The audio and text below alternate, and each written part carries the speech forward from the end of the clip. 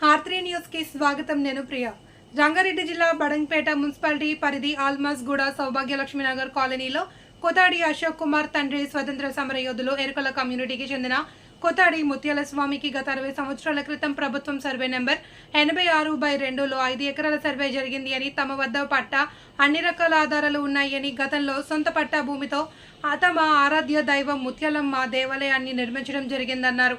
తాజాగా అధికారులు పట్టా భూమా లేక ప్రభుత్వ భూమా అని తెలుసుకోవడం అత్యుత్సాహంతో శనివారం ఉదయం తమకు ఎలాంటి నోటీసులు ఇవ్వకుండానే దేవాలయ ప్రహరీ గోడ రూమ్లను నేలమట్టం చేశారని ఆవేదన వ్యక్తం చేశారు. త్వరలోనే పై అధికారుల దృష్టికి తీసుకువెళ్లడం జరుగుతుందని, తమ మనోభావాలు దెబ్బతినే విధంగా దేవాలయ కూల్చివేత పట్ల ఎరుకల సంఘాలు, గిరిజన సంఘాలు, హిందూ సంఘాలు తీవ్రంగా ఖండించాయి. తమకు న్యాయ పోరాటం జరిగే వరకు చేస్తామని బాధితులు తెలిపారు. ఈ కార్యక్రమంలో తెలంగాణ ప్రదేశ్ ఎరుకల సంఘం రాష్ట్ర కార్యదర్శి బదనాపురం రఘు, బాలాపూర్ మండల ఏకలవ్య ఎరుకల సంఘం అధ్యక్షుడు కూతాడి రామకృష్ణ, గాలిటి కార్తిక్, గిరిజన సంఘం అధ్యక్షుడు శేఖర్ నాయక్, బాలు నాయక్, దళిత సంఘాల ఐక్యవేదిక నరసింహ రవి తదితరులు పాల్గొన్నారు. వాళ్ళంతా ఇక సంబంధించిన వాళ్ళు కదా.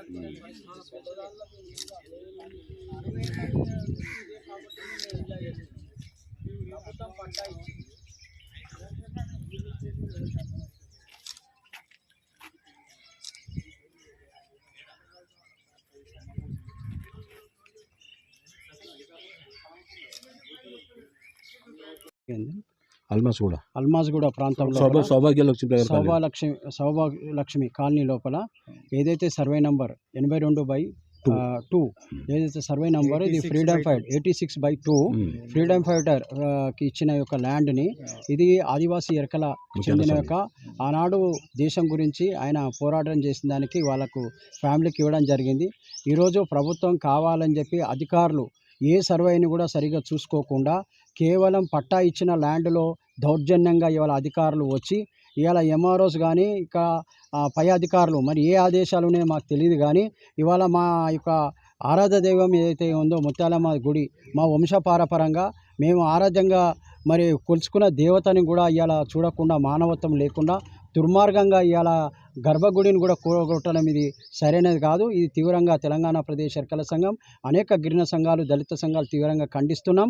దీన్ని 100%గా రేపు సోమవారం రోజు ఎస్టీఎస్సీ కమిషన్లో ఇవ్వబోతున్నాం. అవసరం ఉంటే నేషనల్ ఎస్టీ కమిషన్లో అధికారులపైన వెంటనే ఎస్సీ ఎస్టీ అట్రాసిటీ చట్టం కింద కేసులు నమోదు చేస్తాం.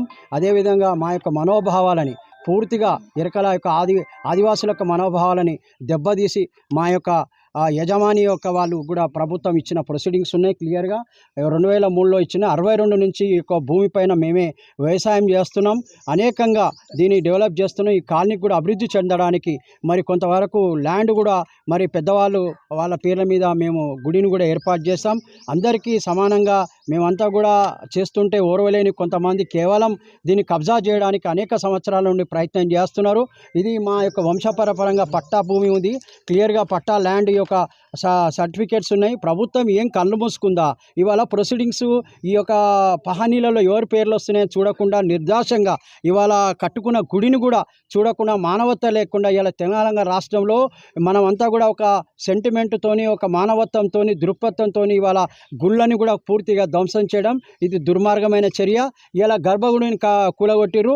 ఈ కూలగొట్టిన యొక్క అధికారులు మరి ఏదైతే ఉందో మరి అమ్మవారు చూసుకుంటారో వాళ్ళకు విజ్ఞప్తి కూడా వదిలిపెడుతున్నా, ఇలాంటివి పునరా కాకుండా మరి తప్పకుండా భూ యజమానులకు మరి ఇది దక్కే విధంగా ఆదివాసుల జోలికి రావద్దు. వెంటనే రేపు ఎస్సీఎస్సీ కమిషను, రెండవది మానవ హక్కుల కమిషన్, అవసరం ఉంటే నేషనల్ కమిషన్లో అధికారులపైన చర్య తీసుకోవాలని ప్రభుత్వానికి వేడుకుంటున్నాం.